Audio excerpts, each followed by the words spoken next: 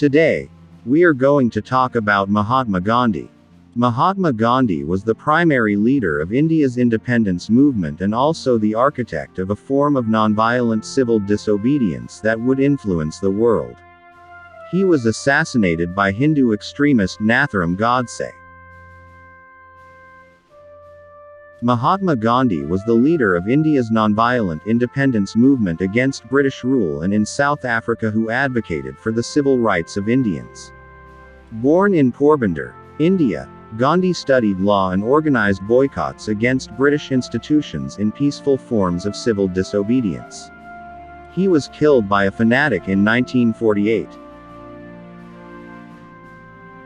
Indian nationalist leader Gandhi, also known as Mohandas Karamchand Gandhi, was born on October 2, 1869, in Porbandar, Kathiawar, India, which was then part of the British Empire.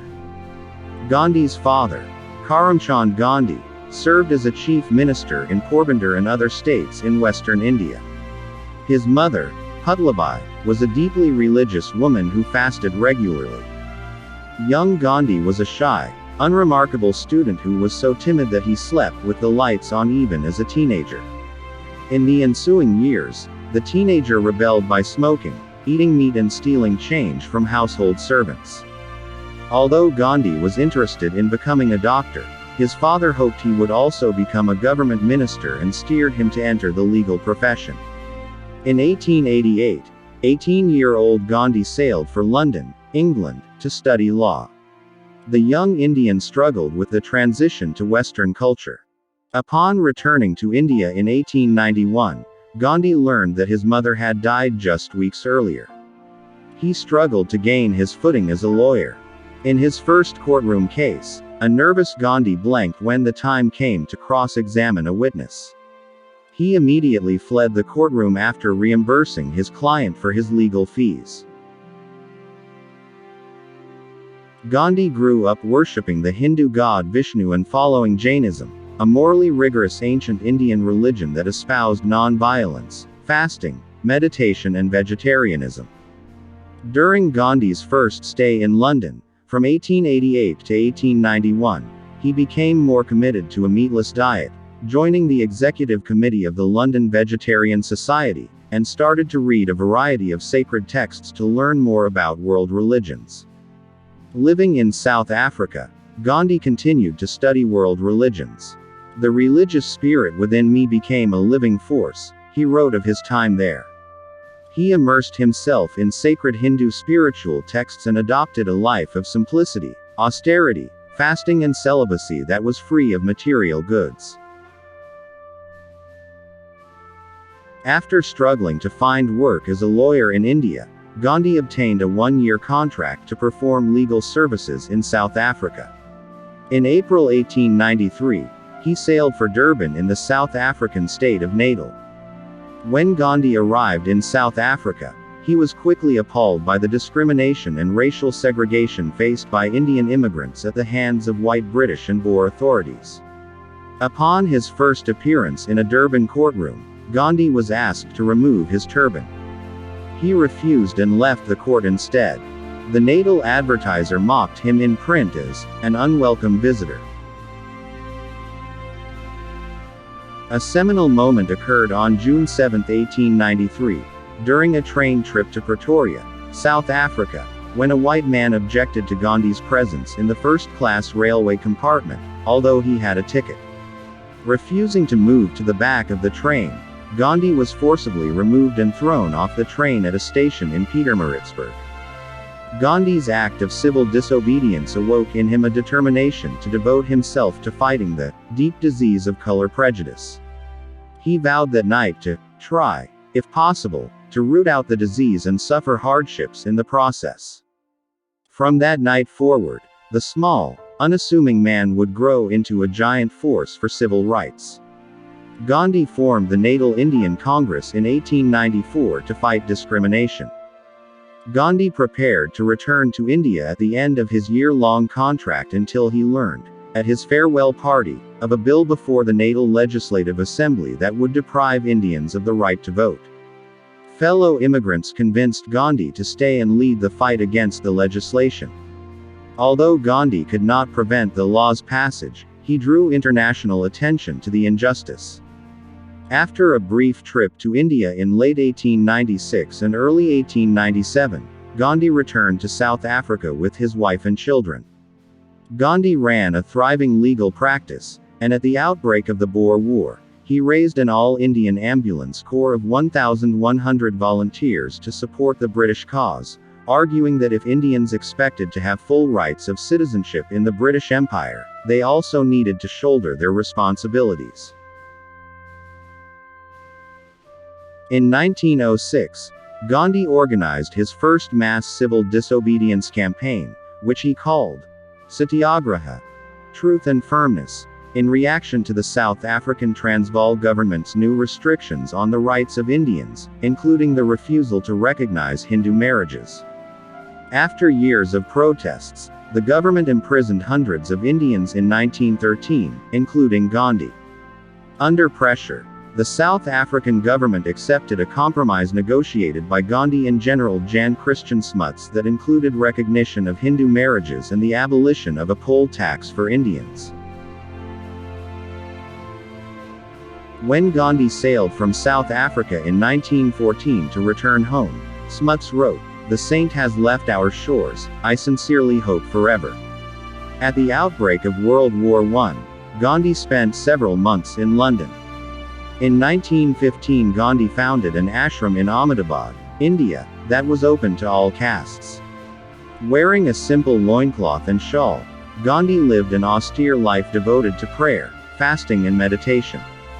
He became known as Mahatma, which means great soul. In 1919, with India still under the firm control of the British, Gandhi had a political reawakening when the newly enacted Rowlatt Act authorized British authorities to imprison people suspected of sedition without trial. In response, Gandhi called for a Satyagraha campaign of peaceful protests and strikes. Violence broke out instead, which culminated on April 13, 1919, in the massacre of Amritsar. Troops led by British Brigadier General Reginald Dyer fired machine guns into a crowd of unarmed demonstrators and killed nearly 400 people.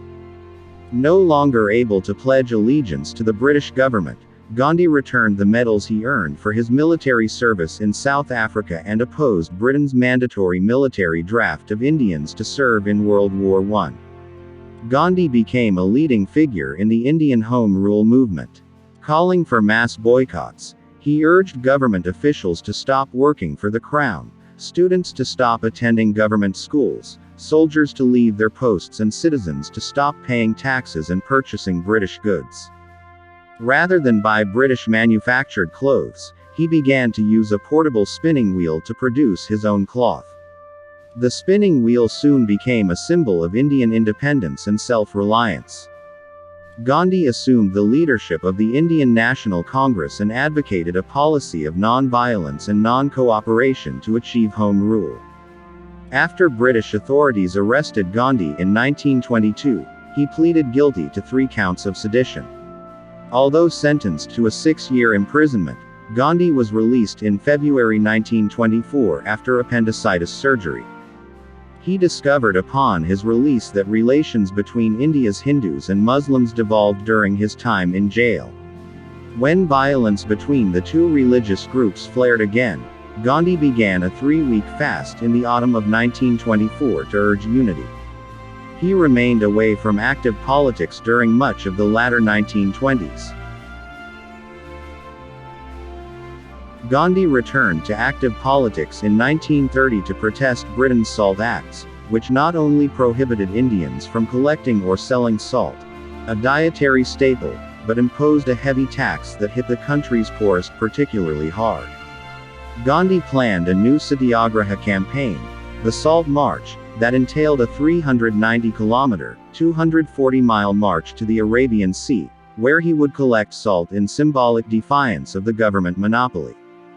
"My ambition is no less than to convert the British people through non-violence and thus make them see the wrong they have done to India," he wrote days before the march to the British Viceroy, Lord Irwin. Wearing a homespun white shawl and sandals and carrying a walking stick, Gandhi set out from his religious retreat in Sabarmati on March 12, 1930, with a few dozen followers. By the time he arrived 24 days later in the coastal town of Dandi, the ranks of the marchers swelled, and Gandhi broke the law by making salt from evaporated seawater. The Salt March sparked similar protests, and mass civil disobedience swept across India. Approximately 60,000 Indians were jailed for breaking the Salt Acts, including Gandhi, who was imprisoned in May 1930.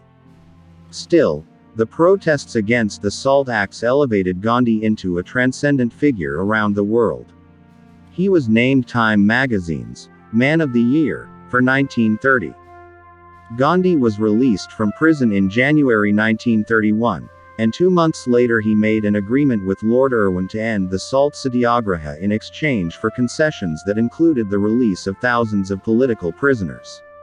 The agreement, however, largely kept the Salt Acts intact. But it did give those who lived on the coasts the right to harvest salt from the sea. Hoping that the agreement would be a stepping stone to home rule, Gandhi attended the London Round Table Conference on Indian constitutional reform in August 1931 as the sole representative of the Indian National Congress. The conference, however, proved fruitless. Gandhi returned to India to find himself imprisoned once again in January 1932 during a crackdown by India's new viceroy, Lord Willingdon. He embarked on a 6-day fast to protest the British decision to segregate the untouchables, those on the lowest rung of India's caste system, by allotting them separate electorates. The public outcry forced the British to amend the proposal. After his eventual release, Gandhi left the Indian National Congress in 1934, and leadership passed to his protege Jawaharlal Nehru. He again stepped away from politics to focus on education, poverty and the problems afflicting India's rural areas. As Great Britain found itself engulfed in World War II in 1942, Gandhi launched the Quit India movement that called for the immediate British withdrawal from the country. In August 1942, the British arrested Gandhi, his wife and other leaders of the Indian National Congress and detained them in the Aga Khan Palace in present-day Pune. "I have not become the King's First Minister in order to preside at the liquidation of the British Empire," Prime Minister Winston Churchill told Parliament in support of the crackdown. With his health failing, Gandhi was released after a 19-month detainment in 1944. After the Labour Party defeated Churchill's Conservatives in the British general election of 1945, it began negotiations for Indian independence with the Indian National Congress and Muhammad Ali Jinnah's Muslim League. Gandhi played an active role in the negotiations, but he could not prevail in his hope for a unified India. Instead, the final plan called for the partition of the subcontinent along religious lines into 2 independent states, predominantly Hindu India and predominantly Muslim Pakistan.